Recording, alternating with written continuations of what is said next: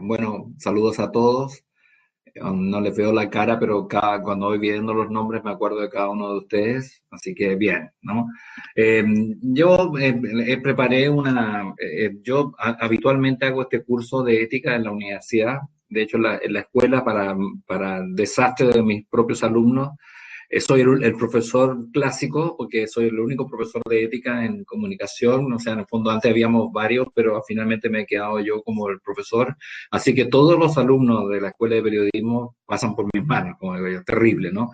Entonces, como dicen los alumnos, finalmente o te va bien o te va bien en la escuela con el profesor, ¿no?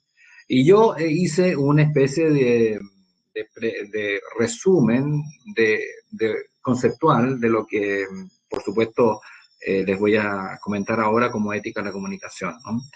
Y en ese sentido quiero plantearlo en ese contexto, ¿no? Que lo hice más bien desde una perspectiva más bien académica, que se vincula con, ¿no es cierto?, con la mirada de la Iglesia Católica. Bien, voy a pasar a la segunda diapositiva, ¿no? Para explicar, ¿no? Bueno, yo voy a hablar del contexto psicosocial y cultural para una ética de las comunicaciones. Una de las cosas más importantes que yo intento explicar como proceso es entender que nosotros vivimos en un mundo hoy distinto, vamos a decir, desde la emergencia de las nuevas tecnologías y de la nueva comunicación. Yo lo sostengo que este periodo es muy antiguo ya, pero se hace muy patente en América Latina a partir de los años 60. El 60, cuando surge la televisión, masivamente la televisión y la radio se extiende en la cultura de la sociedad, ocurre un fenómeno muy particular, ¿no? Resulta que la transmisión moral y ética en la familia se daba en la casa, se daba en la hora de almuerzo, se daba en la hora de comida, en el desayuno, en la cocina, en fin, se iba dando y se transfería culturalmente los valores, los pensamientos, los principios, la manera de vivir en la casa. Cuando surgen los medios de comunicación masivos y llegan a nuestras casas y surge esta pantalla puesta en la sala, bueno, irrumpe una nueva estructura cultural que transmite y transfiere valores y cultura y formas de vivir y principios, maneras de pensar, que, ¿no es cierto?, que empiezan a competir con la tradición familiar. Este fenómeno que surge en los 60 se agudiza, ¿no es cierto?, debido, ustedes saben muy bien que en América Latina, por ejemplo, en el año 85, 86, tiene como un televisor cada 3 personas, más o menos en promedio. Entonces significa que casi hay un televisor por persona o hay a lo menos 2 o 3 televisores en casa. Entonces, ¿qué significa? Que muchas personas ya ven televisión en forma individual, no, ya no colectiva, no grupal, y por lo tanto, no en familia, podríamos decir, y por lo tanto eso ha sido un cambio, ¿no? Entonces, estamos viendo un periodo donde hay una evolución histórica, ¿no es cierto?, de cómo se transfiere, se transmite, ¿no es cierto?, la moral y la ética, ¿no? Entonces, ese contexto yo le llamo contexto psicosocial y cultural para una ética de las comunicaciones.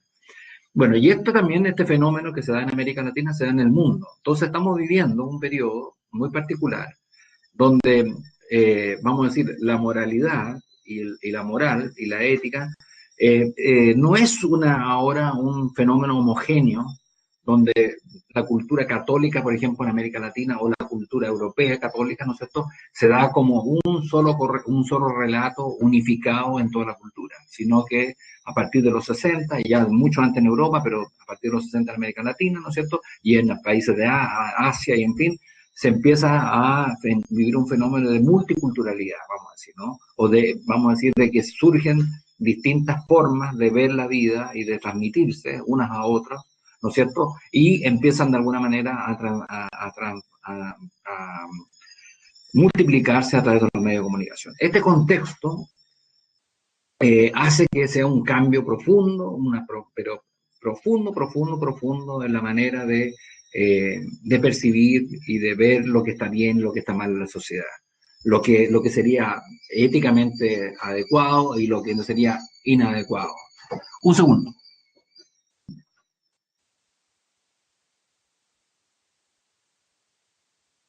Teniendo en cuenta eso, Vamos a decir, por lo tanto, que estamos viviendo un periodo, un proceso histórico muy particular. Nosotros mismos nos toca vivir todos los días, nos damos cuenta en nuestra casa que vivimos la experiencia, por ejemplo, lo que pasó en Tailandia ahora recién, cuando conocimos lo que estaba pasando con los niños en televisión, ¿no es cierto?, sobre cómo se rescataban a los niños de la cueva ahí en esta zona, ¿no?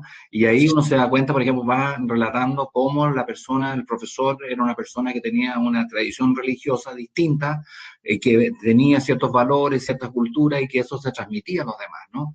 Y entonces, por lo tanto, nosotros ahora tenemos acceso a una multiplicidad de formas de vivir y de experimentar hasta lo religioso de una manera distinta como lo hemos aprendido nosotros tradicionalmente. Esto es un cambio profundo, esto es un cambio. Y a eso yo le llamo, como dice ahí, evolución del enfoque moral y ético como un proceso histórico. De una ética moral heterodoxa a una ética y moral autónoma. ¿Qué significa esto? Que en el fondo, en el periodo que hemos estado viviendo, nosotros podemos decir que estamos viviendo, por ejemplo, existe una moral cristiana, católica, cristiana, entre ellas la cristiana está la católica, pero también hay evangélica que tiene una manera distinta de enfrentar lo que está bien y lo que está mal y cuáles son las condiciones de operación de esa ética, pero también convivimos con culturas indígenas, por ejemplo, sobre el bien y el mal y sobre, por ejemplo, el buen vivir. Convivimos también en nuestros pequeños sectores, por ejemplo, en Santiago nos toca vivir, tenemos experiencias, por ejemplo, de religiones bahá'í, ¿no es cierto? Tenemos experiencias de religiones budistas, tenemos experiencias de religión musulmana. Entonces, ese contexto, por lo tanto, ya no hay una hegemonía de una sola religión o de una mirada de la dimensión de lo que está bien y lo que está mal, sino que convivimos con varias formas de vivir. Y por lo tanto, este es un escenario múltiple que se está dando producto de los medios de comunicación y de las nuevas tecnologías de un alcance mucho más significativo, ¿no? Por lo tanto, nuestros hijos, nuestros nietos van a vivir este proceso con mucho más radicalidad. Y después un fenómeno también filosófico, que yo lo planteo de esta manera, no voy a profundizarlo más, ¿no es cierto?, pero que también es un fenómeno interesante de la ética, ¿no es cierto?, que también hemos ido viviendo de un periodo, vamos a decir, donde la moral y la ética estaba dada por organizaciones religiosas o organizaciones espirituales, ¿no es cierto?, que definían lo que había que vivir y la gente de alguna manera seguía ciertas reglas que le daba la iglesia o que le daba las distintas organizaciones religiosas, budistas, en fin, musulmanas y todo lo más, a una que era una moral heterodoxa, que se llama, ¿no? A heterodoxa se llama que es una moral, una ética donde uno sigue reglas y uno trata de cumplir esas reglas sin cuestionarlas, ¿no? A una ética de moral autónoma, que significa que en el siglo XX, producto de la experiencia, vamos a decir, existencial, la experiencia del darse cuenta al hombre sobre su poder y su autonomía en el mundo social, ¿no es cierto?, surge una nueva estructura de liberarse, podríamos decir, de las reglas, ¿no es cierto?, que esto ya viene desde la época del Renacimiento, ¿no es cierto?, con la Ilustración, sino que se va rompiendo ya en el siglo XX, se convierte ya en un fenómeno de la autonomía moral, ¿no?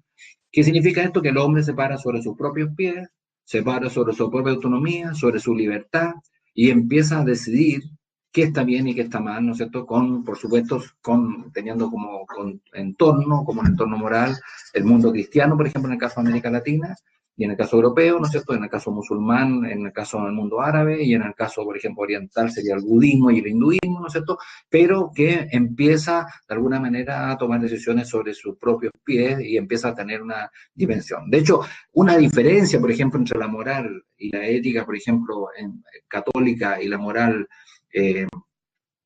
evangélica, tiene que ver con eso, ¿no? En el mundo más protestante, la autonomía del ser humano ya era parte del fenómeno de la estructura evangélica, ¿no? En el fondo, cada uno frente a la Biblia puede leer autónomamente, decidir qué está bien y qué está mal, y usa la palabra de Dios y el intérprete directamente, no utiliza, por ejemplo, al sacerdote o a la institución como un modelo de interpretación sobre lo que está bien y lo que está mal. Ese fenómeno, por lo tanto, marca una diferencia también en el mundo cristiano, por ejemplo, católico, que es más heterodoxo, en el sentido que sigue, de alguna manera, recomendaciones de la iglesia, mientras que en el mundo evangélico, ¿no es cierto?, utiliza la Biblia, pero cada persona tiene ciertas libertades para poder interpretar y poder, y por lo tanto existe una sistema más colegiada, más autónoma de poder analizar la Biblia y analizar los textos bíblicos. Bueno, este fenómeno, por un lado, ¿no es cierto?, de la multiplicidad cultural donde estamos situados, que es muy distinto al fenómeno de vivir en una cultura católica pura. En América Latina estamos empezando a vivir una ética, una moral mucho más multicultural. Y por otro lado también el fenómeno, vamos a decir, cultural moderno, de la posmodernidad, ¿no es cierto?, de la autonomía frente, ¿no es cierto?, a las costumbres, a las formas, a las opciones de vida. Estos dos fenómenos plantean un contexto psicosocial y cultural muy distinto, donde la comunicación es el principal elemento que permite que ésta se transfiera, se movilice, se cambie y vamos a decir, se multiplique en toda la sociedad. Los medios de comunicación en el fondo son una vinculación en esta discusión sobre lo que está bien, lo que está mal, sobre los estilos de vida, sobre lo que queremos, sobre los sentidos de la experiencia humana y todo lo demás. Y eso genera un fenómeno muy fuerte. Todo el siglo XX se caracteriza por estas luchas, ¿no? Se caracteriza por la multiplicidad cultural, por la emergencia de la autonomía ética, ¿no es cierto?, de la autonomía ética, de la libertad humana para enfrentar eso. Y tercero, ¿no es cierto?, por este fenómeno que yo también llamo, que es las nuevas tecnologías, que hace que esta cultura de vinculaciones se transforme en una sociedad mucho más plural, mucho más diversa, donde de alguna manera, ¿no es cierto?, podemos vivir un mundo mucho más complejo de lo que era hasta hace los siglos anteriores. Mucho más difícil. Por lo tanto, vivir en este mundo es mucho más complejo que lo que vivir hace 20 o 30 años atrás, un mundo mucho más. La segunda frase dice, en el siglo XX también se consolida los derechos humanos. En producto de las tradiciones más de la ilustración, ¿no es cierto?, va surgiendo el concepto de derecho, que tiene su raíz ya muy antigua de Mesopotamia, pero que en el Imperio Romano, después, ¿no es cierto?, con el derecho romano, que surge un movimiento que empieza a tomar fuerza en la Ilustración y que en el siglo XX, dado las guerras mundiales y claro, los grandes desastres que vivió, surge, ¿no es cierto?, esta idea de constituir, ¿no es cierto?, una especie de bases de derechos para toda la convivencia mundial, ¿no es cierto?, que sería un nuevo estándar ético-social, ¿no?, que serían los derechos humanos. Los derechos humanos, tal como lo hemos aprendido nosotros, gente de iglesia, ¿no es cierto?, es también parte de la lucha de la Iglesia Católica, ¿no? La Iglesia Católica ha promovido, defendido, desde mucho antes, desde la época de los indígenas, en el caso, por suerte, ciertos sacerdotes y obispos han movilizado para defender los derechos indígenas, ha sido parte de la tradición, pero en el siglo XX, producto de las guerras y los desastres que significaron eso, la Iglesia, sin lugar a dudas, se la ha jugado por los derechos humanos. Aquí en Chile, por ejemplo, es famoso, ¿no es cierto?, el cardenal Silva Enrique, por ser un gran defensor de los derechos humanos en el tiempo de la dictadura militar, y eso significó, en el fondo, vamos a decir, un reconocimiento social hacia la Iglesia muy importante, un reconocimiento social que, a pesar de lo que ha ocurrido en los últimos años, aún mantiene cierto prestigio la Iglesia debido a esa defensa y renunciar a los derechos humanos durante ese periodo, ¿no? Y eso es como, porque también, ¿no es cierto?, como base para la convivencia social y mundial, ¿no? Los derechos humanos básicos, ¿no es cierto?, primero, que fueron en el año 47, y después, ¿no es cierto?, las distintas etapas, ¿no es cierto?, cambios, los derechos sociales, la época de los 60, después la época de los 80 con los derechos del medio ambiente y la cultura, y así hasta los derechos digitales y los derechos últimos, ¿no es cierto?, los que están en el 2000 en adelante, ¿no?, que son estas 4 fases sobre los derechos humanos. Bueno, esto plantea, ¿no es cierto?, un nuevo escenario, ¿no? El escenario, por lo tanto, de vinculación está en la multiplicidad cultural, ¿no es cierto?, donde budistas, cristianos, católicos, bahá'í, ¿no es cierto?, musulmanes, de alguna manera acuerdan, ¿no es cierto?, o se vinculan, ¿no es cierto?, en una base de convivencia social sobre los derechos humanos. Gran parte de las religiones tienen este sustrato sobre derechos humanos en cada una de ellas, ¿no? Y la Iglesia Católica se convierte quizás en una de las piezas claves de la defensa de los derechos humanos durante todo el siglo XX y que ha hecho que de alguna manera esto se convierta, ¿no es cierto?, en un estándar de la convivencia social y mundial, ¿no? Y por lo tanto ella es una de las grandes propulsoras y por lo tanto deberíamos estar muy orgullosos porque una buena parte del nivel de la promoción de los derechos humanos en el mundo tiene que ver con la labor de la Iglesia, ¿no? Y por otro lado, y por lo tanto esto plantea ciertos elementos también sobre la ética, ¿no es cierto? Yo aquí uso a Adela Cortina, que es una famosa filósofa española, que ella planteó una cosa que se llama éticas mínimas y éticas de máximas, ¿no?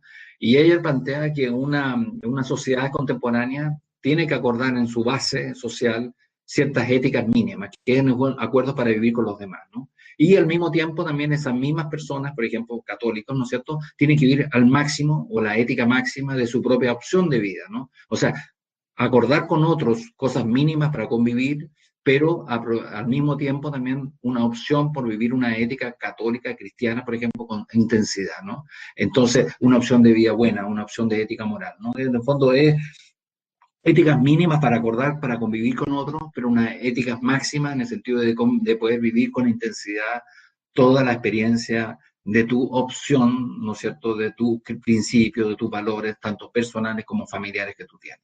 Bueno, en ese sentido, entonces, este es el contexto que llamo yo de la ética y la comunicación, ¿no? Un contexto de multiculturalidad, de un contexto donde se consolidan los derechos humanos como un espacio de convivencia y un espacio de acuerdo en esa multiculturalidad, donde la Iglesia cumplió un rol importante de defensa y a partir del Vaticano II, ¿no es cierto?, ha sido uno de los mayores propulsores a nivel mundial de esta perspectiva y donde de alguna manera también, ¿no es cierto?, plantea, ¿no es cierto?, acuerdos básicos para la convivencia con los demás, ¿no es cierto?, pero conviviendo con intensidad al máximo, ¿no es cierto?, nuestras propias opciones.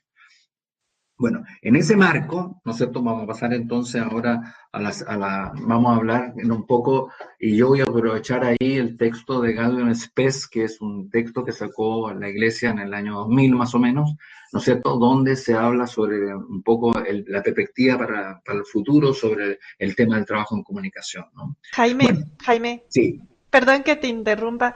Tal vez puedes activar tu cámara. ya, muy bien. Momento. No, Muchas gracias. Disculpe. eh, ahí me imagino, ¿no? Permitir. Un momento. Ahí. Ahí sí. No, te debería aparecer un icono, el segundo de la parte izquierda superior. Dice compartir su cámara. Ajá. Ya, un momentito. ¿Aló? Sí.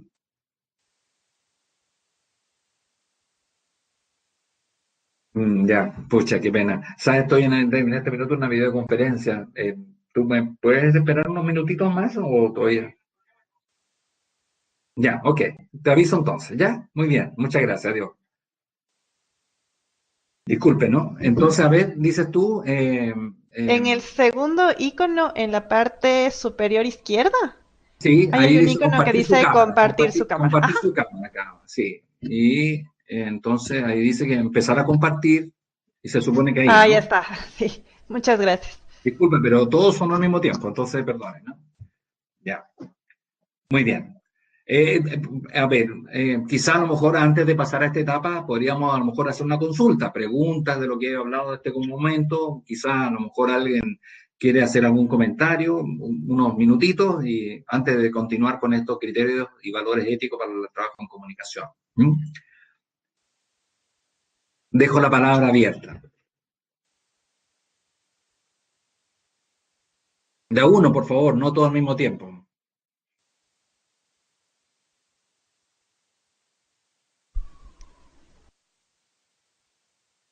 Chicos, si quieren pueden escribir la pregunta o si no, activan el micrófono, como Claro, quieran. exacto, exacto. O si prefieren, pues la dejamos para el final. No sé. Terminando esta parte, entonces Ajá. podemos dejar un espacio para continuar, ¿no? Ajá. Entonces, yo, tal como les comentaba yo ahí, entonces ese es el contexto, ¿no? Entonces, ¿cómo, en otras palabras, uno podría decirse, cómo vivir, ser cristiano católico en el mundo de hoy? Sería esa la pregunta, ¿no? ¿Cómo vivir eso, ¿no? ¿Y qué pueden hacer los comunicadores católicos en ese contexto, ¿no? Esa es la pregunta de fondo, ¿no? ¿Qué podemos hacer nosotros? ¿Cuál es nuestro aporte? ¿Cuál es nuestro rol en esta sociedad? Entonces, aquí yo puse algunos puntos, ¿no es cierto? Siempre uno dice que lo principal es que la comunicación debe ser útil a la sociedad. Por lo tanto, siempre el rol nuestro es aportar a la comunidad, aportar a la sociedad. Nuestra tarea no tiene que ver con crear o formar católicos, sino que es servir a la sociedad. Esa es la primera tarea, ¿no? Mejorar la vida de la comunidad y de la humanidad, ir más allá de un beneficio propio, subjetivo, individual, y de favorecer a los grupos o de favorecer a los grupos de instituciones. ¿Qué es lo que estamos diciendo? No nos comunicamos para satisfacernos nosotros mismos, ni ser estrellas, ni hacer lo que uno quiere porque quiere hacerlo, sino que estar al servicio de la comunidad es lo principal.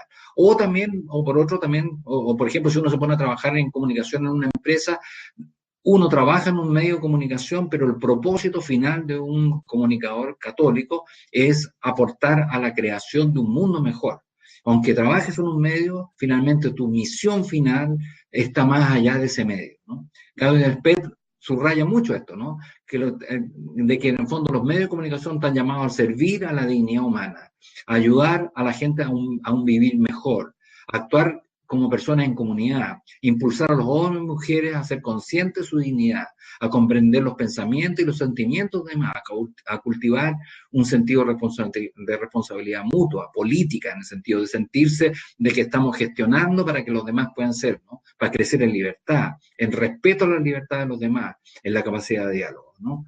Y por lo tanto se opone, ¿no es cierto?, esto de usar o trabajar en los medios para alinear, para la banalidad, para fortalecer los prejuicios, las actitudes antisociales, en fondo, ¿no? Y uno cuando hace una lectura en los medios de comunicación, uno se cuestiona, ¿no es cierto?, que efectivamente cierto papel de los medios de comunicación y de los comunicadores efectivamente es así, ¿no? Por lo tanto, la primera misión es ser útil, mejorar la vida de la comunidad y de la humanidad, ¿no es cierto?, y aportar, ¿no es cierto?, a estos derechos y a estas responsabilidades mutuas.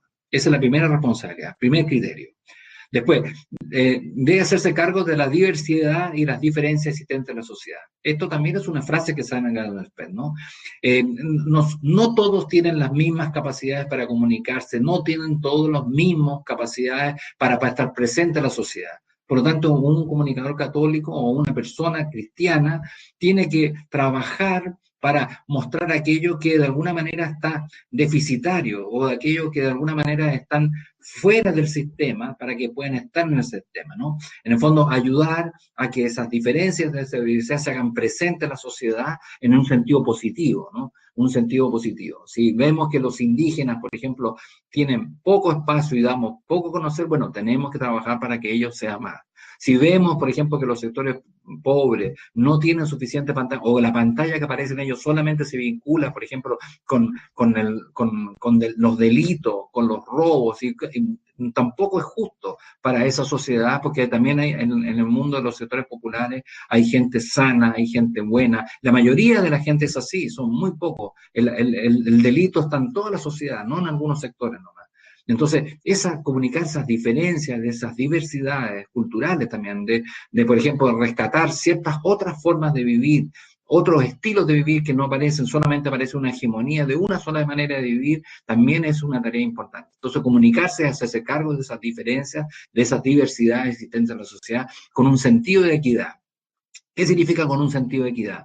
De apoyar a aquellos más débiles, mostrar a aquellos que están más ocultos y vincular y crear capacidades de diálogo entre la sociedad. Esas son las grandes tareas que uno debe ver. Entonces, por lo tanto, no solamente servir, sino que servir con especial empeño a aquellos que menos tienen, a aquellos que tienen menos oportunidades y a aquellos que están más ocultos en la sociedad. También, ¿no es cierto?, un tercer aspecto que es muy interesante de Gardner Spence, todo esto es una lectura más profunda sobre Gardner Spence, ¿no es cierto?, también hay que comunicar y hacerse cargo de la verdad y la veracidad de la información. Esto es muy interesante porque yo me he estado leyendo varios textos ahora sobre un poco de la línea más católica, y me he dado cuenta que el tema de la verdad y esto de la posverdad que tanto se habla, es un tema que cada vez crece más como preocupación. Y en el fondo, muchos de nosotros pueden observar en la televisión, en las redes, frases, opiniones que muchas veces les damos un valor que no tienen, ¿no? Entonces, un accionar de los comunicadores es hacer presente, ¿no es cierto?, cuál es la verdad o la veracidad de la información, ¿no? y delatar, revelar aquellas exageraciones, esas falsedades, esas falacias que ocurren, ¿no es cierto?, en la ciudad, ¿no? En otras palabras, yo le puse ahí cuidar la audiencia, ¿no? ¿Qué significa esto? Cuidar a que el que escucha tenga capacidad crítica frente a lo que ve, lo que escucha, lo que piensa, ¿no es cierto? Y en el fondo tener, ¿no es cierto?, de alguna manera, nosotros deberíamos enriquecer los enfoques para que las personas puedan tener un acceso a la veracidad mayor, ¿no? Eso es, ¿no? Y no permitir que estos enfoques intencionados, ¿no es cierto?, con falacias o con exageraciones, ¿no es cierto?, modifiquen nuestra fórmula, ¿no? Entonces, tres ideas, fuerza, ¿no es cierto? Comunicar a la sociedad para que ésta crezca, mejore, ¿no es cierto?, más allá de nuestros intereses propios, de nuestra fe, ¿no? Sino que hacer que la sociedad crezca y que haya una responsabilidad mutua.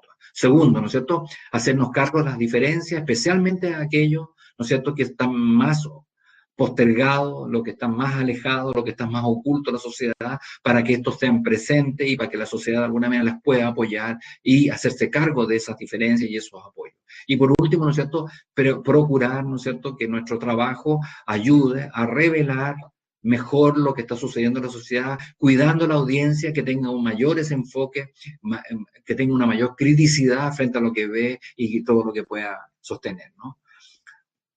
Voy a ir al otro punto. Otro aspecto también que me parece muy interesante decir en esta reunión, ¿no es cierto? Vamos a decir, nosotros también debemos ser, de alguna manera, promotores, ¿no es cierto?, de este reconocimiento y este respeto a las reglas universales. ¿Qué significa esto?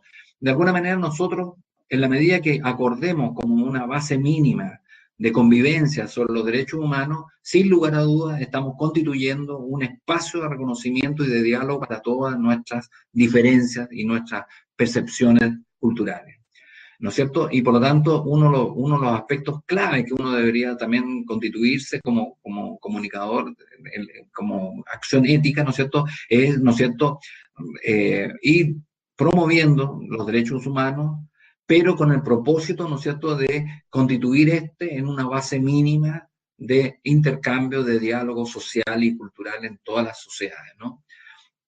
Y respetando los tiempos, la integridad, ¿no es cierto?, el bienestar social, ¿no es cierto?, y cuidando, ¿no es cierto?, que que las opciones personales o de grupos no se tomen esas agendas, sino que al revés, ¿no es cierto?, que el bienestar comunitario sea la pieza clave del reconocimiento. Por lo tanto, no basta con trabajar por mejorar la sociedad, sino también porque el respeto por los derechos humanos es una tarea clave de la labor de la Iglesia, ¿no? Bueno, Jesús, ¿no es cierto?, la Iglesia durante muchos años nos ha planteado ciertas exigencias, ¿no? Bueno, los derechos humanos en parte es el resultado de ese proceso también de reflexión que la Iglesia ha aportado para ello, ¿no? Entonces eso es muy importante, ¿no? Y por eso que Gaudium et Spes hace fuerza sobre eso, ¿no? Dice que es muy importante, ¿no es cierto?, constituir en este espacio, este lugar, este reconocimiento a estas reglas mínimas o máximas, ¿no es cierto?, de derechos humanos para la sociedad como un espacio de intercambio y de promoción desde el mundo cristiano, ¿no? Es muy importante. Y un quinto punto, bueno, también se habla, y yo comparto, la Iglesia Católica ha sido una gran activa en esto, yo creo que lamentablemente ha sido muy activa ella nomás, y no tanto los otros medios, no tanto las otras instituciones, esto de cultivar la criticidad, ¿no? Cultivar la capacidad de las personas de poder tener una mirada crítica de lo que ocurre en su cultura, en los medios de comunicación. La Iglesia durante muchos años, CIGNE ha sido quizás una de las grandes tareas que ha hecho, es formar a las audiencias, formar a los televidentes, formar a las personas que críticamente en los colegios para que puedan enfrentar, ¿no es cierto?, los discursos de los demás, el engaño, la manipulación de los medios de comunicación como una tarea. Eso es una pieza clave también de la labor. Esto es muy propio de los cristianos, ¿no? De esto de ser una actitud crítica frente al mensaje de los demás, pero también frente a las situaciones de injusticia, de menoscabo, de abuso y manipulación. Esto es parte fundamental, ¿no? Entonces, por un lado, promover la criticidad, promover la capacidad crítica de las personas, pero al mismo tiempo también fomentar la esperanza y la dignidad, ¿no? Son dos caras de una misma moneda, ¿no? De esto de formar a la audiencia, ¿no? Esto es un aspecto clave, yo creo, del trabajo. Bueno, aquí yo quisiera, por lo menos antes de entregar a esto aparte sobre otros criterios clave, comentarios, dudas, preguntas, cualquier cosa que a usted se le ocurra, por favor, para no hacer un monólogo, sino que hacer un diálogo.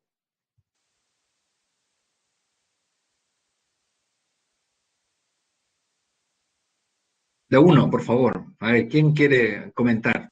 Preguntas. O tal vez algo que no les haya quedado claro, tal vez.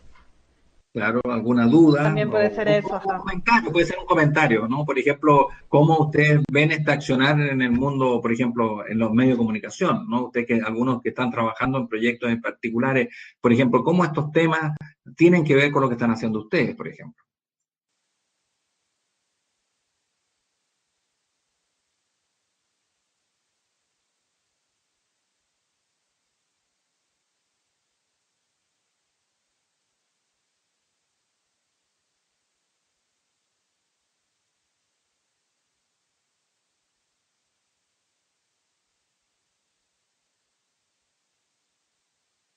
Porque yo lo que estoy tratando de imitar aquí es ayudarlos al diálogo, ¿no? Esto, el monólogo del profesor no siempre es tan bueno, ¿no? Siempre hay mejor el diálogo, ¿no? Bien, por favor.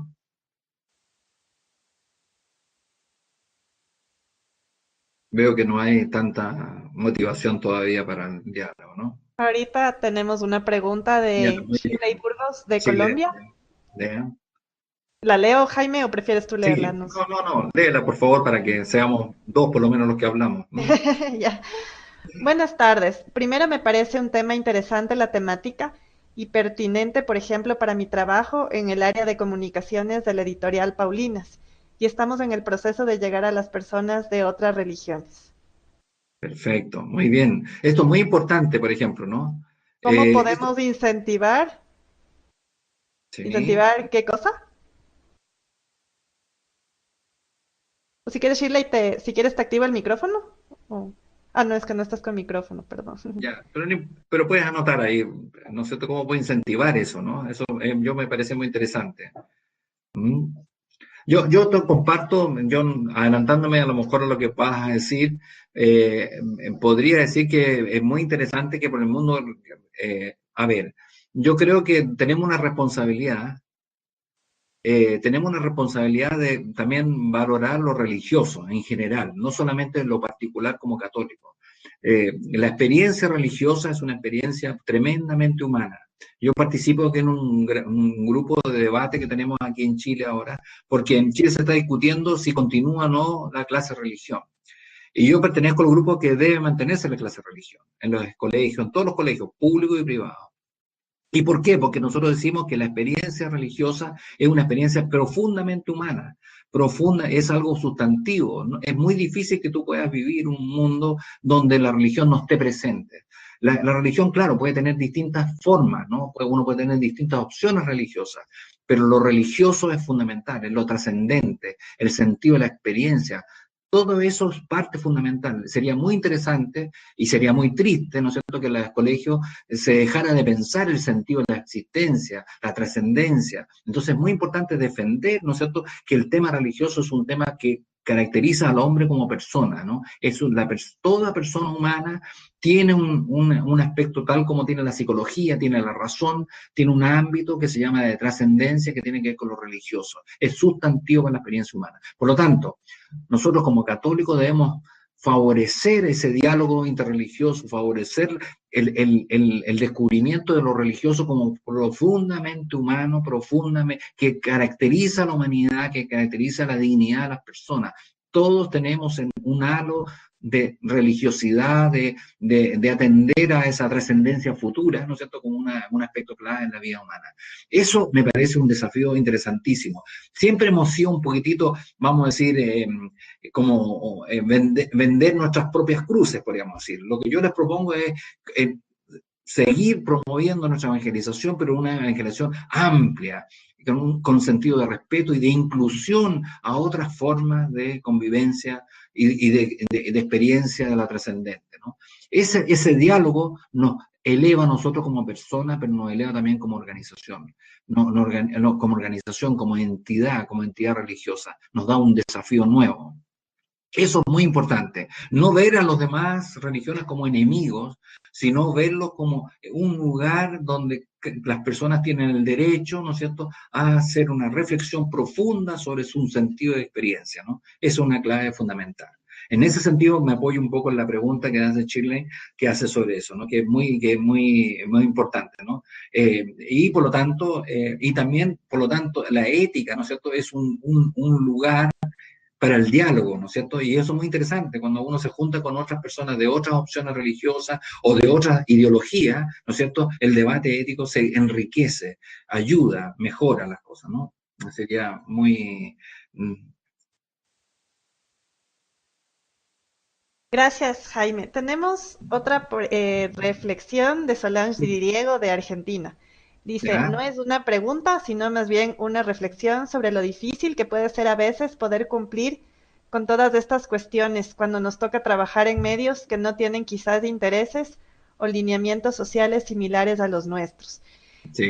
Me parece un desafío interesantísimo lograr dar nuestras luchas desde adentro de estos espacios, intentando concientizar sobre la importancia de la ética en nuestra profesión. Fantástico, Solange, muy bien, muy bien, me parece muy bien. Bueno, yo solamente comentarte que, por ejemplo, ustedes que son periodistas católicos, ¿no es cierto?, y participan en esto, ustedes deberían ser los principales luchadores porque la acción que se haga en ese medio tenga una opción ética clara, fundamentada. Pelear todos los días, ¿no? Yo ayer estuve dando la conferencia a mis alumnos porque estábamos dando la parte final. Yo les decía, no quiero que cuando ustedes vayan a trabajar en los medios, que están muchos de ellos ya trabajando en los medios, tienen que pelear cada vez que hay un problema. Muchas veces van a perder, muchas veces el director del diario les va a decir, no, se hace así, se hace, pero nunca dejen de decir lo que piensan, aunque las decisiones sean distintas. Eso les va a fortalecer y sin lugar a dudas va a empezar a marcar una tendencia dentro de los medios. No podemos quedarnos callados, ¿no es cierto? Seamos respetuosos, inteligentes, hagámoslo bien, que no nos despidan, pero también dejar claro nosotros nuestras opciones éticas, ¿no? Eso debería marcar una diferencia entre ser un profesional distinto u otro, ¿no? Eso debería ser una tarea fundamental. Bien. Eso es un comentario para Solange, ¿no? Entonces, no decaer, podríamos decir, no decaer, ¿no? Y es muy importante concientizar en eso, ¿no? Bien, Claudia, ayúdame. Sí. Katiuska González de Signis República Dominicana nos dice saludos a todos. Desde República Dominicana nos encontramos trabajando el tema de los valores. Entiendo que la ética es el centro, pues alejado de allí sería un antivalor. Considero que en nuestras manos descansa la responsabilidad de llevarlos en todos los ámbitos que nos encontremos.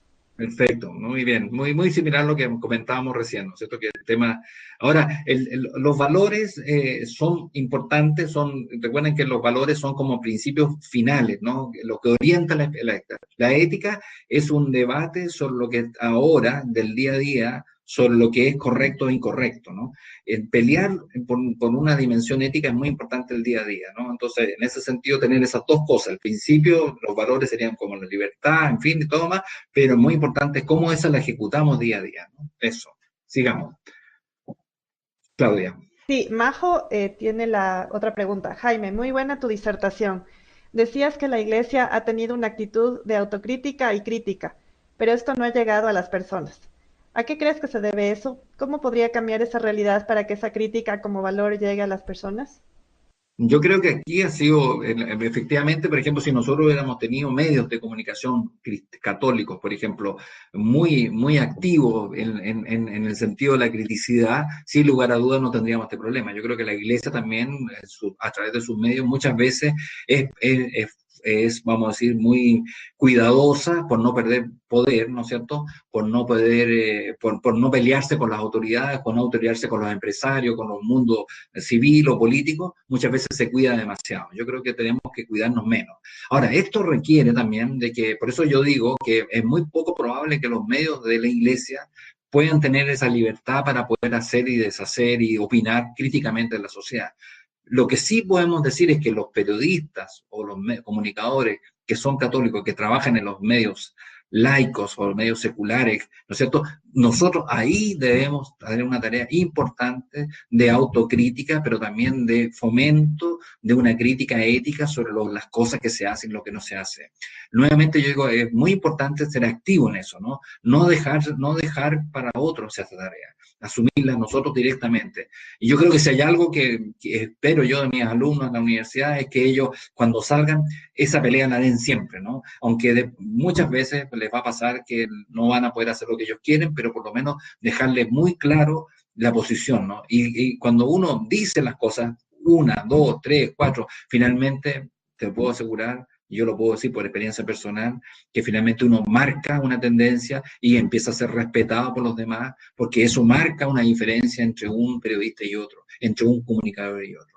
Ahí tenemos una labor. Entonces, yo creo que tenemos que, por un lado, tal como dice Majo, ¿no es cierto?, tener una actitud crítica fuerte dentro de la iglesia para que esa labor se empiece a practicar y se pueda hacer y que nuestros medios de comunicación sean muy abiertos, críticos, ¿no es cierto?, sin tanto temor, ¿no es cierto? Y por otro lado también que los laicos involucrados en estos medios seculares o en estos medios seamos también una voz, vamos a decir, que nos escuchen, porque peleemos por una dimensión ética importante, ¿no? Son las dos dimensiones que uno dice. Yo también quisiera también decir que la iglesia, por el mismo problema que está viviendo ahora en Chile, por ejemplo, que estamos viviendo, está mucho más ahora, tiene una mayor recepción a esta proposición, ¿no? Yo creo que hemos llegado a una situación donde es muy importante asumir nuevos desafíos. Yo creo que uno de los desafíos que tiene que tomar la iglesia es tener una actitud mucho más de autocrítica, ¿no? De autocrítica, de empezar a reconocer nosotros públicamente nuestros problemas y al mismo tiempo también favorecer una crítica a la sociedad, ¿no es cierto?, que les permita dar mucho más libertad y autonomía a las audiencias. En eso sí es muy importante. En ese sentido yo comparto, ¿no es cierto?, y ahora yo reconozco que por un lado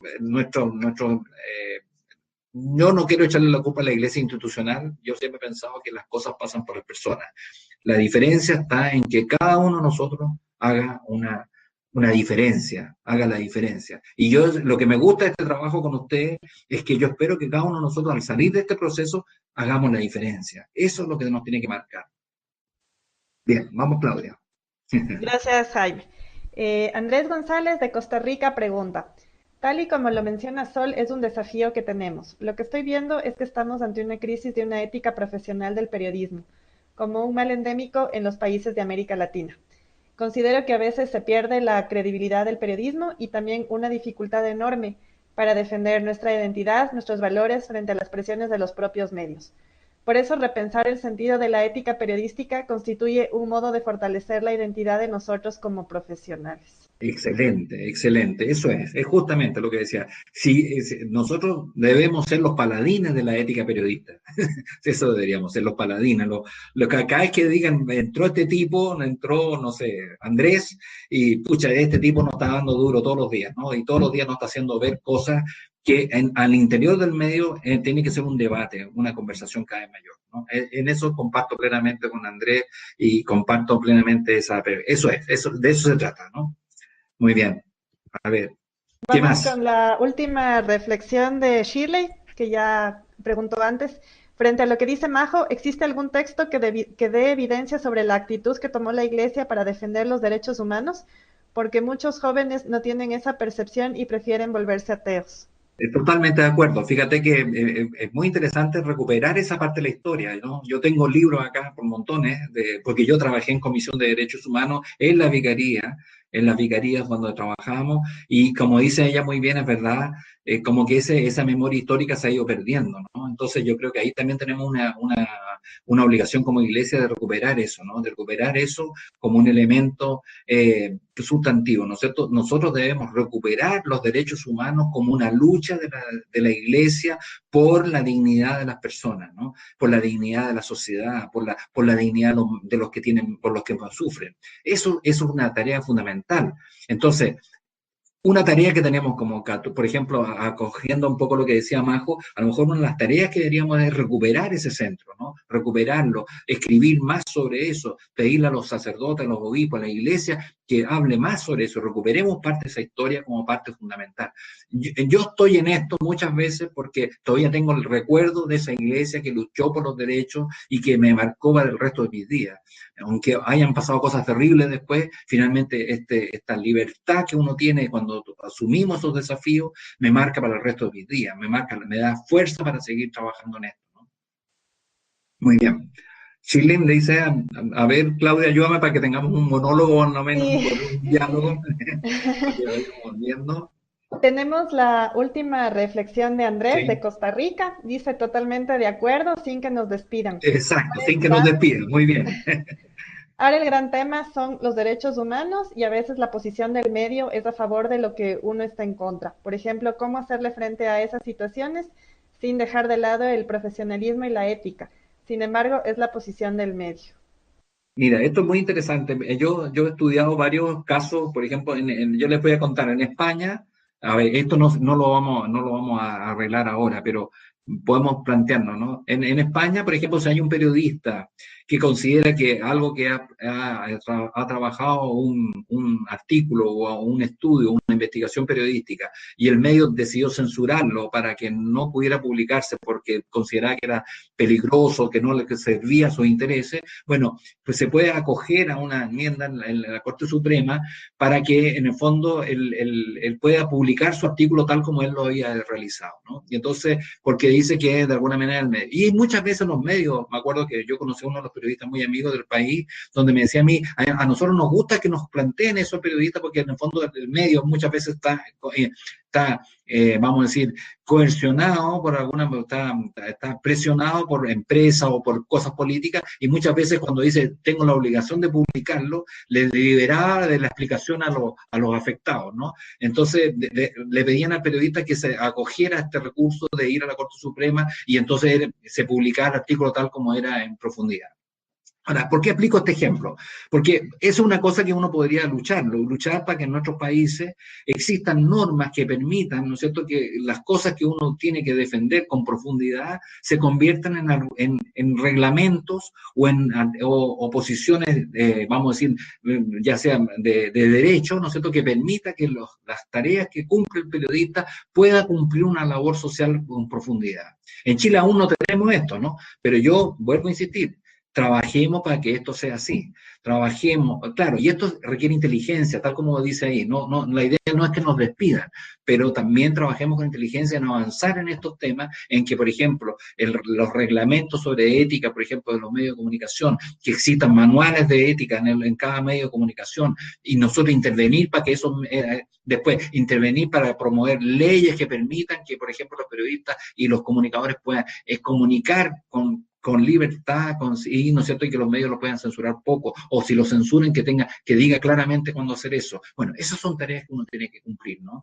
Y eso hace la diferencia entre ser un periodista de un medio, perdón, de una universidad a ser un periodista de una universidad A, pero con una opción cristiana católica, ¿no? Eso es muy importante. Eso tenemos que tratar de modificar, ¿no? Y eso no es algo tan fácil, pero bueno, de eso se trata, ¿no? De eso se trata. No se trata de hacer las cosas fáciles, se trata de asumirlas con sentido de profundidad, ¿no? Con trascendencia, que es lo que yo le decía, con esta dimensión religiosa que nosotros tenemos, que no solo estamos comunicándole a otro información, le estamos ayudando a que la otra persona pueda constituirse una mejor persona, tenga un buen vivir, tenga una vida buena, ¿no es cierto?, para que pueda. Y esa lucha, nosotros somos socios en esa lucha, ¿no? Somos socios en esa lucha por la dignidad de la otra persona, para que pueda adquirir su propia identidad, su propio respeto y pueda avanzar en su vida, ¿no?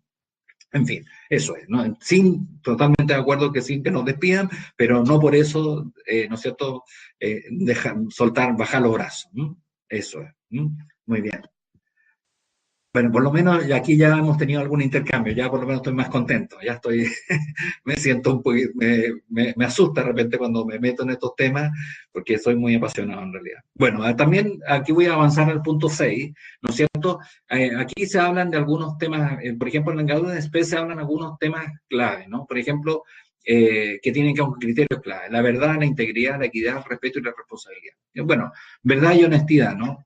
Bueno, sin profundizar un criterio es ¿no es cierto?, evitar el fraude. Por ejemplo, aquí yo les hago hacer un trabajo a los alumnos míos sobre noticias que han sido fraudulentas o noticias con engaño o noticias donde se hace una mirada, por ejemplo, de los migrantes de una manera absolutamente mentira o vamos a decir, con una mirada de engaño o con una mirada también de prejuicio, ¿no? Bueno, entonces, luchar porque esas tareas, ¿no es cierto?, cuando hablemos del inmigrante, cuando hablemos del indígena, hablemos del pobre, podamos hablarlo de una dimensión mucho más íntegra y no tan focalizada o tan puntual como muchas veces lo ponemos, ¿no? Lo ponemos solamente cuando hay problemas, cuando hay dificultades, cuando hay delincuencia, en fin, ¿no? ¿Cómo dimensionar eso, no? Entonces, la verdad es darle más dimensión a la noticia, es darle más dimensión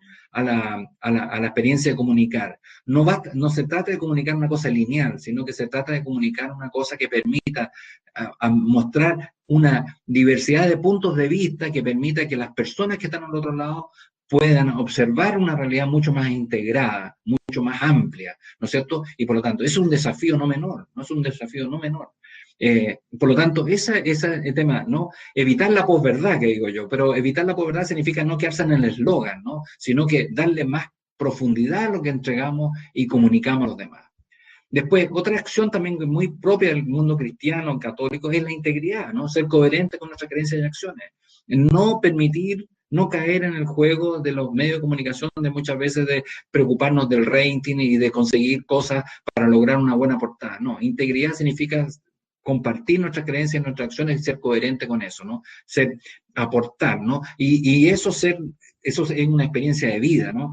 Una persona que transmite integridad porque de alguna manera permanentemente está defendiendo tareas, acciones y fórmulas, métodos para hacer las cosas que son propias de este mundo, de lo que nosotros creemos. Después, respeto. ¿Por qué digo el respeto como otro elemento clave, no? Respeto es mostrar interés y consideración por los demás y sus ideas, ¿no es cierto? Aunque muchas veces uno esté en desacuerdo con otras personas, ¿no es cierto? Uno perfectamente puede mostrar al otro como legítimo otro, ¿no? Que esa es la frase que me encanta ponerla a mí, ¿no? El otro como distinto, pero legítimo, ¿no? Entonces, eso es muy importante. Mostrar respeto hacia el otro significa mostrarlo con toda su dimensión, ¿no? No solamente con algunas partes de las dimensiones, ¿no? Por ejemplo, si hablamos de otras religiones, por ejemplo, si hablamos de evangélicos, bueno, hablemos del evangelio como alguien digno, como respetable, ¿no? Que eso nos hace a nosotros más respeto. Nos hace valer más, ¿no? No nos quita, nos agrega valor a nosotros. Eso es lo más importante. Si hablamos de los musulmanes, bueno, hablemos bien de ellos porque eso nos agrega a nosotros.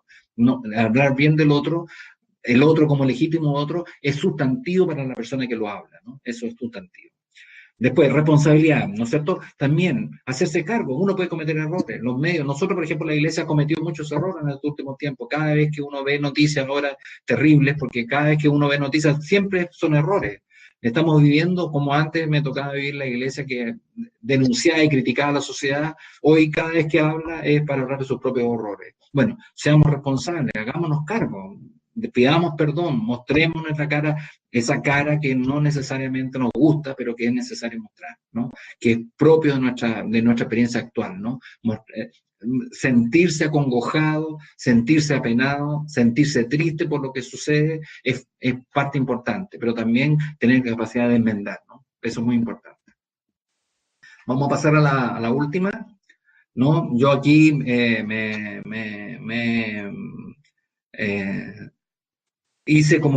tomé varias cosas de Signy, vi varios videos de Carlos, de varios de ustedes, me hice cargo y dije, a ver, ¿cómo podríamos poner, no sé, 4 puntos para poder discutir, ¿no? Yo creo que una de las cosas que me gusta mucho es esto mismo que estamos hablando recién, de que convertir a este periodista, comunicador, en un profesional y profesionalizar, ¿no es cierto?, en términos de verdad e integridad, ¿no? O sea, eso es fundamental, el tema ético, ¿no? Esto de ser un profesional profundamente ético, ¿no es cierto?, que promueve la verdad y que al mismo tiempo es coherente con lo que hace y con lo que dice, ¿no? Y que, por lo tanto, no le teme al debate, ¿no? Puede que a lo mejor su aporte no sea escuchado por los medios de comunicación, no sea escuchado por su jefe, no sea escuchado por el obispo, pero nunca dejar de decir lo que piensa y dejar de decir lo que corresponde hacer. Y por lo tanto, y hacerlo bien, hacerlo con dedicación, con profesionalismo, ¿no es cierto? Eso es, ¿no? Profesionalizar es mejorar cada vez más para ser mejores comunicadores, ¿no es cierto? Ser los mejores profesionales, ojalá en nuestra comunidad periodística o en nuestra empresa o en nuestro lugar. Convertirnos en los mejores en términos de ser promotores de la verdad, pero al mismo tiempo también de ser íntegros, de ser honestos, de ser coherentes, ¿no? Esa es la primera cosa. Después, un segundo, también yo creo que una cualidad, yo diría, al mundo cristiano, especialmente y católico, ¿no? Que sería esto de, yo creo que tenemos un enfoque genuino, es algo distinto, no es lo mismo hacer periodismo, ¿no es cierto?, si no tengo una creencia, a tener una creencia, ¿no? Por lo tanto, nosotros tenemos que hacer ese periodismo que, digamos yo, que rescata al otro como legítimo otro, ¿no es cierto?, pero con el propósito nuevo, fresco, crítico, ¿no es cierto? No importa si incomodamos a los demás, ¿no es cierto?, pero buscar promover conciencia de humanidad, que es un poco de que las personas que cuando veamos, por ejemplo, hablemos de los inmigrantes, bueno, remesamos conciencia de las personas que critican, que no ven lo que nosotros queremos o que no ven lo que nosotros creemos que corresponde ver, ¿no? Que no tengan esa dimensión ética que no están ahí.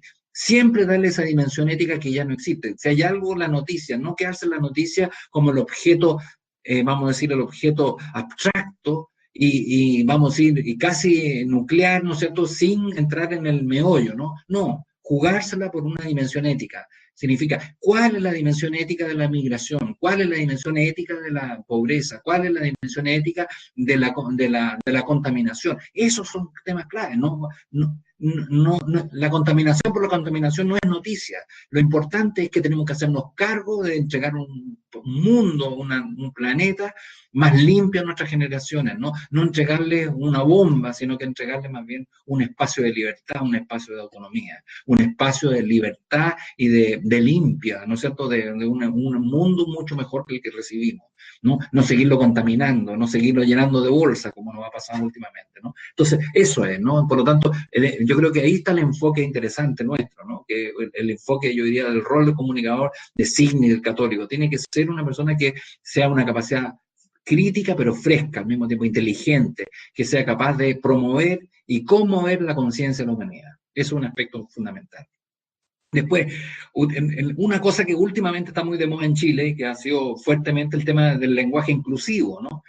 También tener un lenguaje que no divida, que no prejuzgue o que genere un prejuicio en los demás. Hacer amable con la inculturización, ¿no es cierto?, en el sentido de que ver al otro como un legítimo otro, y eso significa hacer un discurso distinto, inclusivo, no un discurso excluyente, ¿no es cierto?, no delincuente, no, de una persona que ha fallado, en fin, buscar un lenguaje que nos permita incorporar al otro en el discurso sin que esto signifique construir en los demás prejuicios sobre lo que ya estamos haciendo o lo que ya se estamos informando.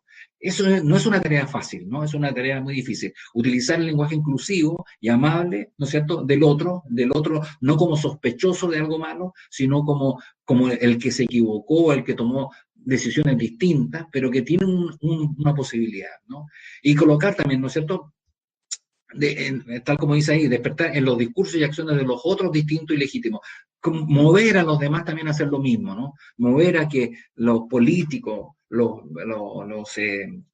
otros periodistas, ¿no es cierto?, también, ¿no es cierto?, generen, ¿no es cierto?, un lenguaje que permita, ¿no es cierto?, constituir al otro en legítimos, ¿no? Y en que las otras opciones son legítimas también para poder, y darle un espacio, ¿no? A eso yo llamo semillas de dignidad, semillas de libertad, de trascendencia, ¿no es cierto? Y por lo tanto, de alguna manera, uno ir monitoreando, ¿no es cierto?, estas conciencias, estos saberes, esta fórmula, ¿no?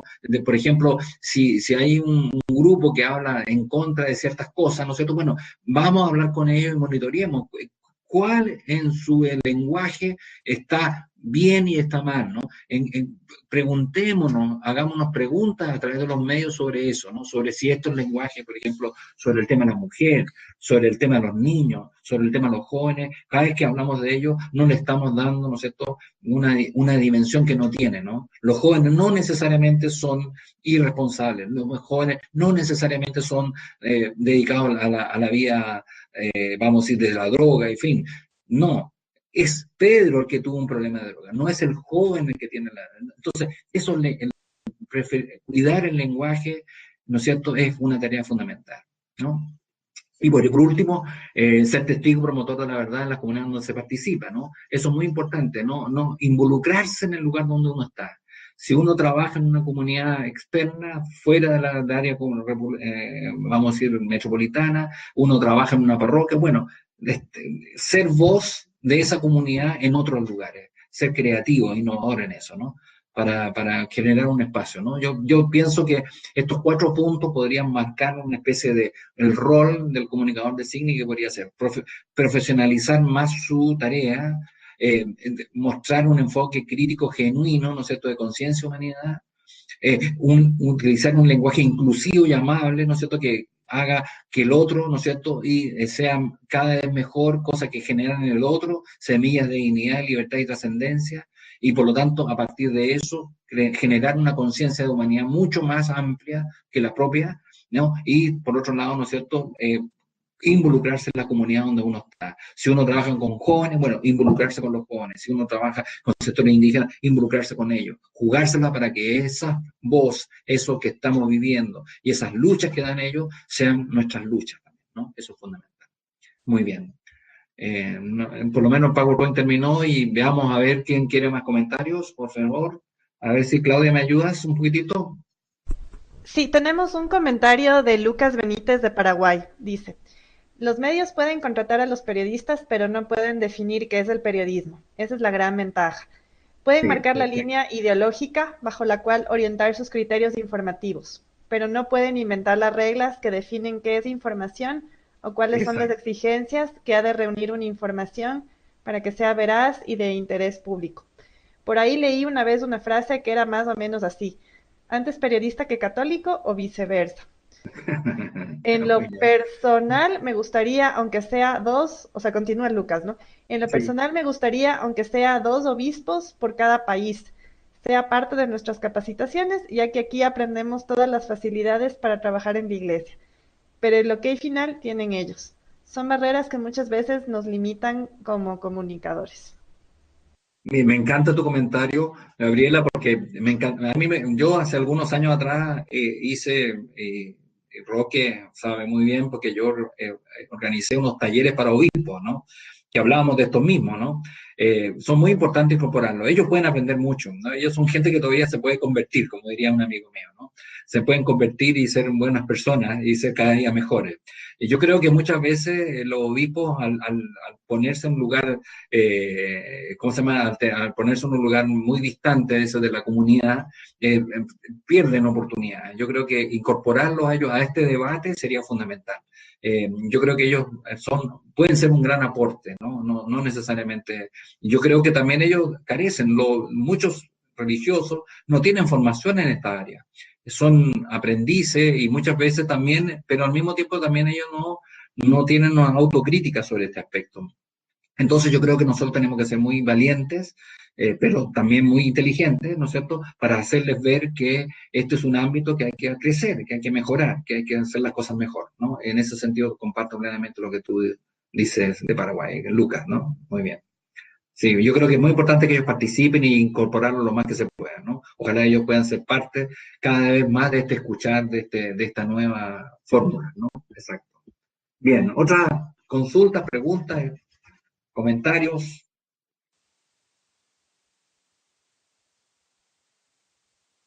No todos al mismo tiempo, de a poco.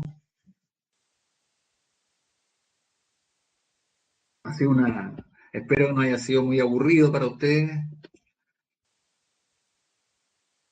Sí, Gabriela Rivas de Paraguay dice: Jaime, me gustó mucho esa invitación a promover este tipo de temas, generar espacios despertando conciencias incomodando, pero a la vez ofreciendo un poco de lo que creemos, de lo que somos en cada lugar al que podamos llegar.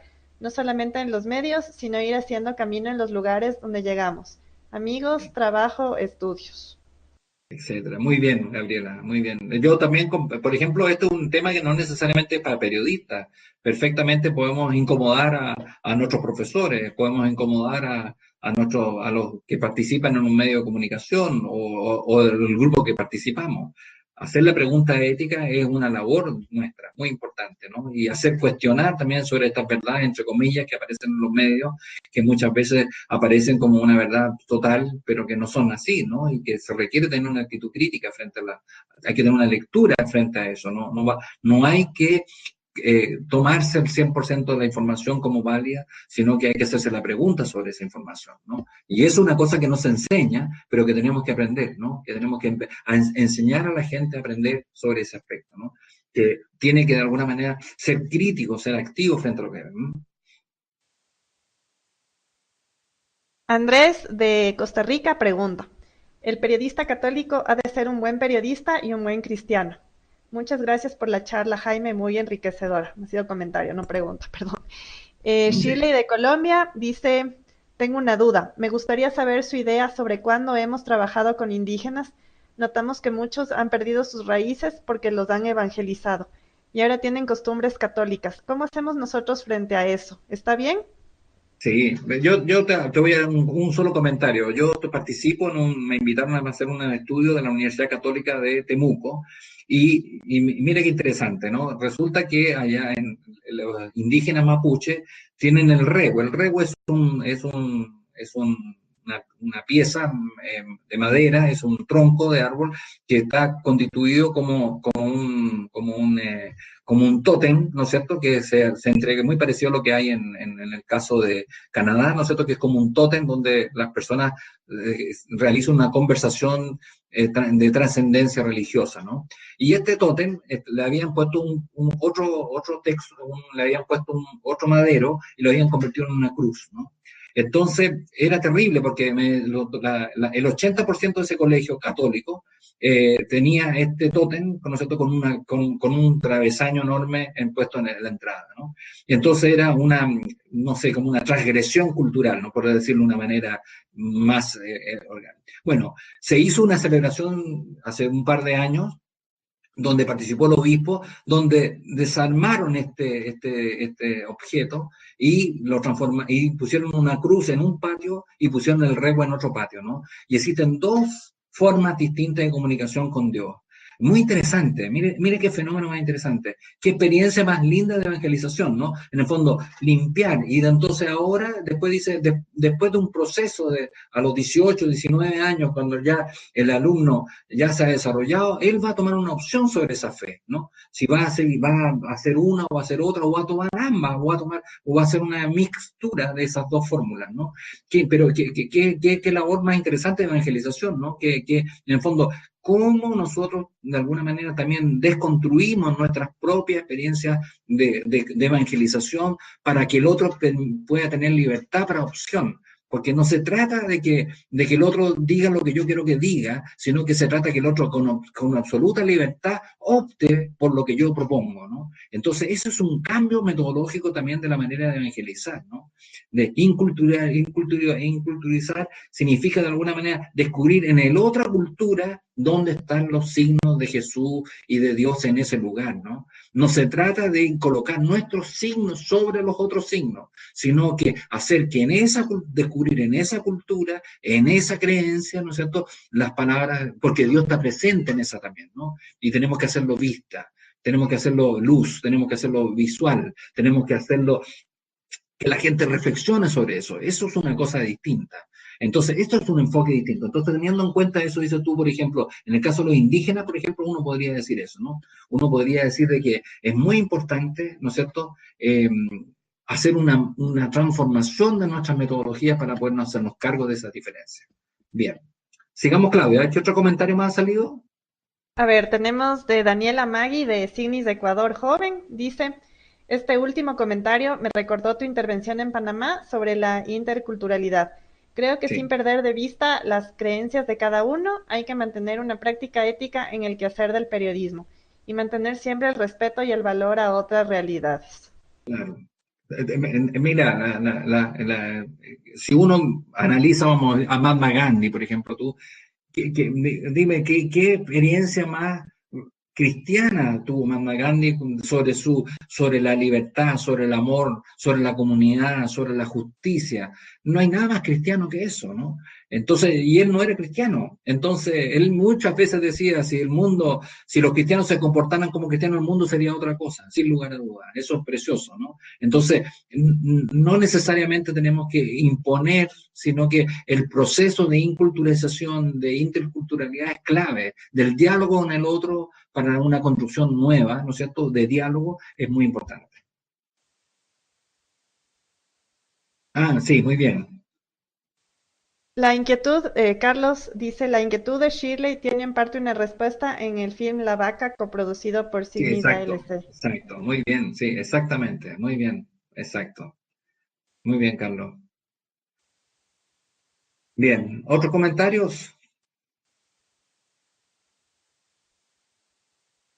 Ahí tienen Yo que te envío, indicarme yo Shirley, esa, yo te puedo enviar el link. el Más tarde link, te envío por el WhatsApp link. o ahorita le busco de una vez, a ver.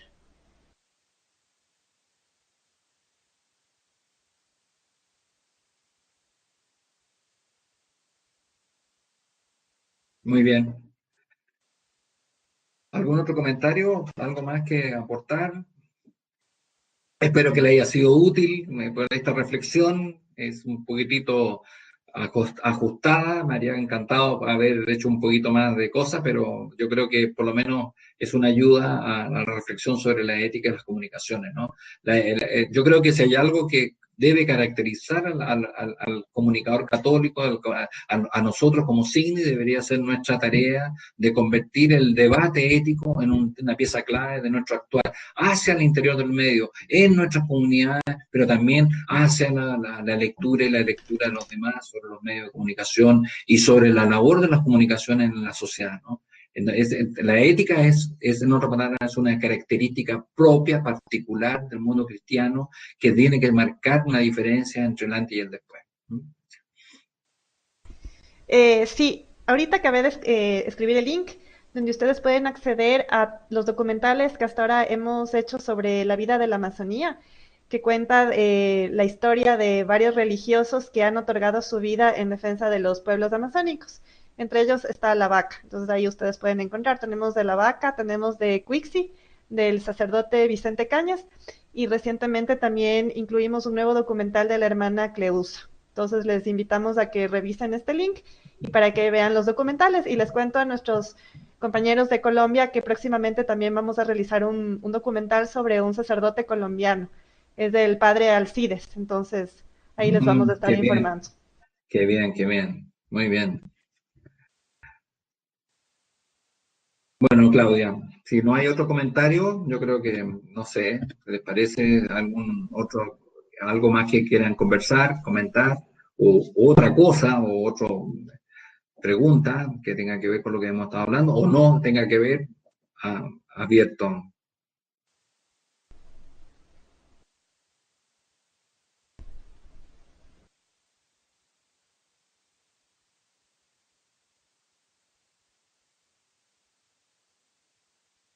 Solamente, a ver, ¿qué retos ves para el futuro? Pregunta Andrés. ¿Qué retos ves para el futuro? Reto para el futuro, bueno, yo creo que Eh, yo estoy pensando en, a mí, para mí lo más complicado, o vamos a decir, no sé, como reto, vamos a decir como desafío, esa es la palabra, como desafío, yo creo que esto de vivir un mundo más multicultural, ¿no es cierto?, va a ser un reto importante para el mundo cristiano. Y segundo, también un mundo cristiano que va a ir va a tener va a disminuir, vamos a decir, vamos a decir, los practicantes van a disminuir, no así los adherentes, ¿no? Vamos a sufrir probablemente durante los próximos años una caída de la forma institucional de ser iglesia, ¿no? Entonces, eso va a ser un desafío enorme. Por un lado, vamos a tener vamos a tener que reinventar una nueva institucionalidad, de ser cristiano y de hacer una institución cristiana, y por otro lado también vamos a tener un mundo mucho más plural, mucho más diverso, y por lo tanto vamos a tener una tarea importante que resolver ahí, ¿no? Entonces eso es un gran desafío. Y el otro gran desafío también va a ser lo que estamos hablando, la verdad, la veracidad, ¿no? En un mundo donde probablemente las noticias, la información, las comunicaciones van a ver cada vez más intencionalizadas por personas que quieren manipular, hacernos ver cosas que no son, en fin, ¿no? Entonces, tener una dimensión, vamos a decir, de ser ético en nuestros medios de comunicación va a ser muy importante, pero también de dar una nueva mirada sobre la realidad, ¿no? Una mirada mucho más enriquecida. Ese reto de enriquecer la información, enriquecer va a ser una tarea muy importante, de dar una dimensión más amplia a lo que se discute, ¿no? No hablar de la pobreza con números, ¿no? Decir que hay un 15% de pobres no sirve mucho. Para entender la pobreza hay que entenderla con una mayor dimensionalidad, y esa mayor dimensionalidad nos va a permitir asumir la pobreza y resolver la pobreza de una manera distinta. Decir que hay un 10% no nos sirve. Tenemos que cambiar la manera, el lenguaje de una cosa menos lineal a una cosa mucho más amplia, mucho más diversa del lenguaje. Entonces, ahí yo creo que tenemos nuestras dos grandes tareas, ¿no? Por un lado, esta diversidad, multiculturalidad, ¿no es cierto? Y por otro lado también nuestro profesionalismo para poder hacer eso, ser creativo. Eso. Bien. No sé, si no hay muchas más cosas que hacer. Gabriela pregunta, Jaime, para la tarea del mañana a las 8. Ah, Sí, ya, no, no entendí. sí, sí, sí, Ya, ya, sí, ya, ya. sí, sí. No, está bien, tranquilo. Muchas gracias. Sí, Jaime, te queríamos preguntar, a fin de mes sería también las siguientes reuniones para hablar de los sí. proyectos. Sí, claro, vamos a hacer seguimiento, no sé, a los avances, ¿no? Yo sé que algunos van a tener avances van a tener mayores avances, y otros van a tener menos avances, porque dependiendo un poco de la programación que tiene cada uno de ellos. Yo el otro día hice el ejercicio de poner todo junto, así que más o menos tengo una dimensión de lo que vamos a ver. Pero la idea es mostrar los avances, ver qué han modificado. Yo les mandé por ahí, creo que una especie de bitácora para ir rellenando de lo que hemos hecho y lo que no hemos hecho, cosa que ir avanzando en eso, ¿no? La idea, yo no soy un fiscalizador, soy un acompañante del proceso. Entonces la idea es que me tomen como el acompañante, pero el acompañante les va a hacer la pregunta precisa, ¿no es cierto? Y los va a, de alguna manera, manejar a futuro, ¿no? A ver, Mitzi de México dice, gracias Jaime, muy buena charla. A mí me lleva a reflexión de acción. El compromiso de predicar con ejemplo para que lo que desarrolle como contenido lo tenga permeado. Sí, muy bien. Muchas gracias, Nipsi, muchas gracias. Gracias. Igual Majo y Carlos también, ¿no? Espero que haya sido de interés, ¿no? Yo por ahí, yo hace algunos años escribí una cosa que creo que se publicó participé en un congreso sobre ética que organizó el Vaticano, y por ahí voy a tratar de rescatar por ahí el texto que escribí en esa ocasión, que creo que todavía sigue muy vigente. Lo voy a revisar de todas maneras previo y a ver si se lo reenvío por ahí, ¿no? Porque es más o menos lo mismo, pero un poquito más, más grande, un poquito más largo, podríamos decir. Así que gracias a ustedes también, ¿no? Bueno, siempre predicar con el ejemplo es lo mejor, ser coherente, consistente, es muy importante. Pero también tenemos que mejorar en nuestras capacidades del lenguaje. Yo creo que el lenguaje periodístico puede ser enriquecido mucho más por nuestra mirada cristiana. Eso es.